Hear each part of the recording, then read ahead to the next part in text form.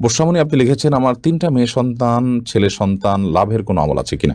রাতে কাপড় খোলা ছাদে নাড়া থাকলে সে কাপড়ে নামাজ হয় না। এটা কতটুকু সঠিক? আমার মা ওমরা হজ করবেন। আমার বাবা প্রবাসী। আম্মু কি দেশে থেকে অন্য কারো সাথে গিয়ে আব্বুর সাথে হজ করলে গুনাহ হবে কিনা? পালক মেয়ের সাথে নিজের পেটের ছেলের বিয়ে দেয়া যাবে কিনা? দোকানের রুজির বরকতের জন্য কি সূরা বা কোনো দোয়া লিখে ওয়ালমেটে টাঙিয়ে রাখা যাবে?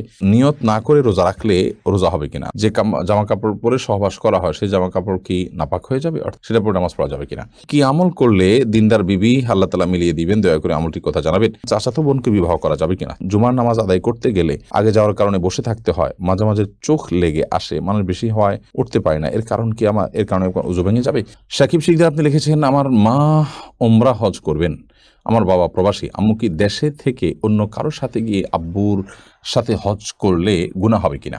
আপনার মা উমরাহ করবেন, আলহামদুলিল্লাহ। আপনার বাবা একজন প্রবাসে আছেন তিনি। কিন্তু আপনার মা যে সফর করে যাবেন সেই সফরে তো তার সাথে কেউ থাকছে না, যার কারণে তার সফরের এই অংশটা গুনাহ হবে। হ্যাঁ, উমরা করার সময় আপনার বাবা থাকছেন, সাথে থাকছেন, বা ওখানে যে সফরটা আছে সেই সফরে আপনার বাবা থাকছেন, তাহলে সফরের সেই অংশটা গুনাহমুক্ত হচ্ছে, জাস্ট এটুকু। কিন্তু তিনি ঠিকই গুনাহগার হচ্ছেন, এখান থেকে তিনি মাহরাম ছাড়া সফর করছেন সেজন্য।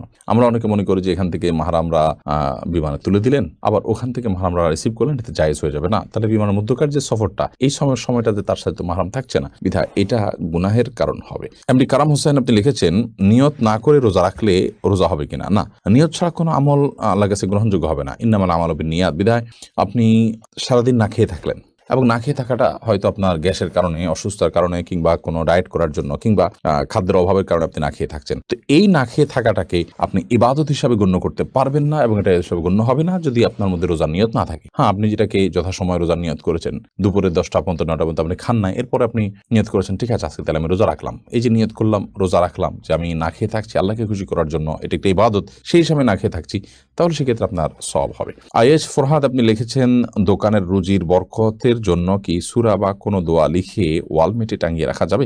দোকানের রুটি এবং বরকত লাভের জন্য আপনি আল্লাহ তাআলার কাছে বরকত লাভের যে আমলগুলো আছে, তাকওয়া যদি অবলম্বন করে বান্দা, আল্লাহ বলেছেন লা ফাতাহা আলাইহিম বারাকাতুম মিনাস সামা, আসমান থেকে বরকতের সমস্ত দুয়ারগুলো খুলে দিবেন। অতএব বরকত লাভের জন্য যে আমলগুলো কোরআন হাদিসে বলা আছে সেগুলো আপনি করবেন। বিসমিল্লাহ বলে শুরু করবেন, তাকওয়ার উপরে প্রতিষ্ঠিত থাকবেন, ইত্যাদি ইত্যাদি, এই কাজগুলো করবেন। এছাড়া সূরা টাঙিয়ে দিলে বরকত হবে এমনটি মনে করার কোনো কারণ নেই, বরং এভাবে সূরা টানিয়ে দেওয়ার বিশেষ কোনো লক্ষ্য বা উদ্দেশ্য থাকে না, যেটা কেন টাঙিয়েছে দেখে তো কেউ পড়তে পারে না অনেক সময়, জাস্ট সৌন্দর্যের জন্য। অনেক উলামায়ে কেরাম ওয়ালমেট হিসেবে এভাবে সৌন্দর্যের জন্য টাঙিয়ে রাখাটাকে নিষেধ করেছেন, যে এটা কোরআনের অমর্ণ এবং অসম্মান। কোরআন আসলে আপনার বাসার সৌন্দর্যের জন্য ব্যবহৃত হবে, এটি কোরআনের সাথে যায় না, এটা অনেক উলামায়ে কেরাম বলেছেন, যদিও এর বিপরীত মত আছে। বিধায় বরকত লাভ হবে এর কারণে সে উদ্দেশ্যে এটি করবেন না, বরং আল্লাহর কালাম, এটা দেখে আমার মনে হবে আমি তেলাওয়াত করব, ওই আয়াতটা পড়বো, ওখানে শিক্ষাটা নেব, সেই উদ্দেশ্যে আপনি টাঙিয়ে রাখলেন, সেটা হতে পারে। এরপরে মোহাম্মদ রাসেল, হ্যাঁ, এর থেকে আপনি লিখেছেন, পালক মেয়ের সাথে নিজের পেটের ছেলের বিয়ে দেয়া যাবে কিনা? হ্যাঁ, দেয়া যাবে। যেহেতু পালক মেয়ে, সে আপনার আসল মেয়ে না,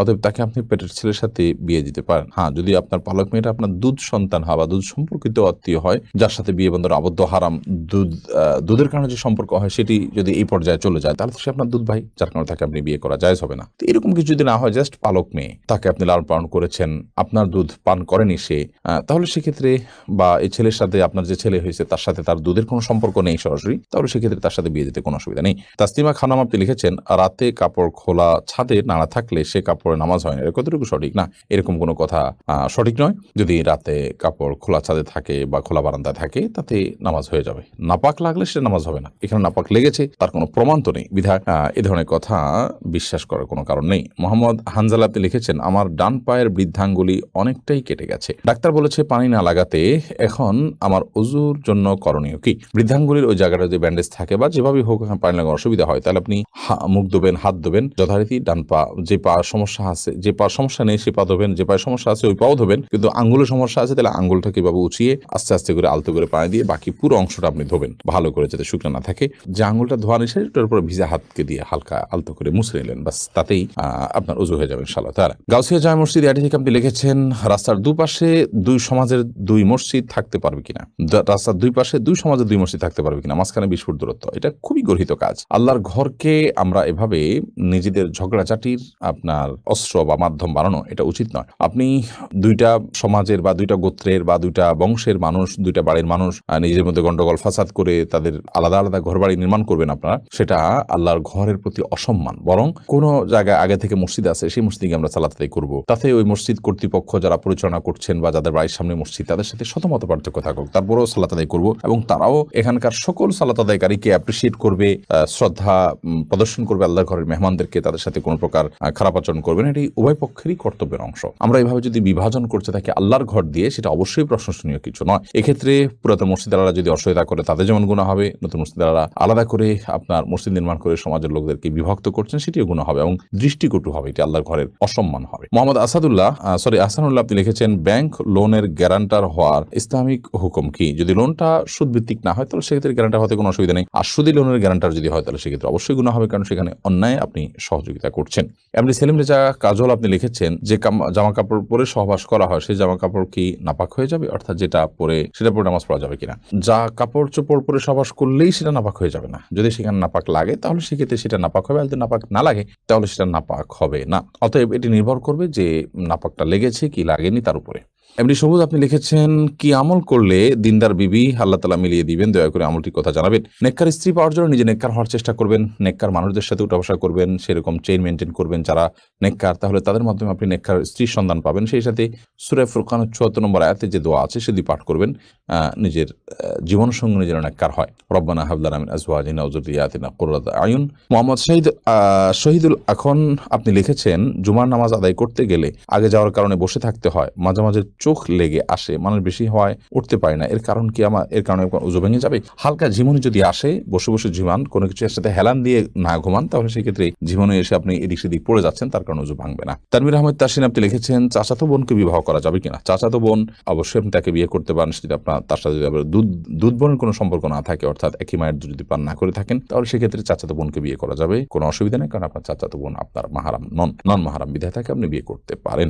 বর্ষামণি আপনি লিখেছেন, আমার 3টা মেয়ে সন্তান, ছেলে সন্তান, লাভের কোনো আমল আছে কিনা? আপনি রব্বি হাবলি মিনাস সলিহিন এই দোয়া পড়তে পারেন, রব্বি লা তাযারনি ফারদা ওয়া আনতা খায়রুল ওয়ারিসিন এই দোয়া পড়তে পারেন। এই সমস্ত দোয়ার মাধ্যমে আল্লাহ তাআলা আপনাকে নিঃসন্তান লাভ করার সুযোগ দিবেন ইনশাআল্লাহ বিইذنিল্লাহ। মোহাম্মদ আব্দুর রাজ্জাক আপনি লিখেছেন, যদি কাপড়ে নাপাক, বীর্য, প্রস্রাব ইত্যাদি লাগে এবং তা শুকিয়ে যায়, তাহলে সে কাপড় পরিধান করে নামাজ পড়া যাবে কিনা? বীর্য যদি লাগে, সেই বীর্যকে যদি শুকিয়ে যায় এবং শক্ত হয়ে যায়, সেটাকে খুঁচিয়ে যদি উঠে ফেলানো যায়, তাহলে তাদের সালাত আদায় করা যাবে, যদিও কিছু আলামত তাও থেকে যেতে পারে। তারপর সেখানে সালাত আদায় করা যেতে পারে। বীর্য পবিত্র করার জন্য পানিতে পবিত্র করাই যাবে, আর এর বাইরে এরকম খুঁচিয়ে তুলে ফেলা এটাও বীর্য পবিত্র করার একটা পদ্ধতি। আর প্রস্রাব এবং এই জাতীয় নাপাক যেগুলো লাগে, যেগুলো খুঁচিয়ে ওঠার মতো নয়, সেগুলো লাগার পর ওই কাপড়কে ধুইতে হবে, ধোয়ার পর সেটি পাক হবে। যে জায়গা লেগেছে সেই জায়গাটুকু ধুলেই ইনশাআল্লাহ বিদিনিল্লাহ পাক হয়ে যাবে, অর্থাৎ নাপাকটা দূর করতে হবে।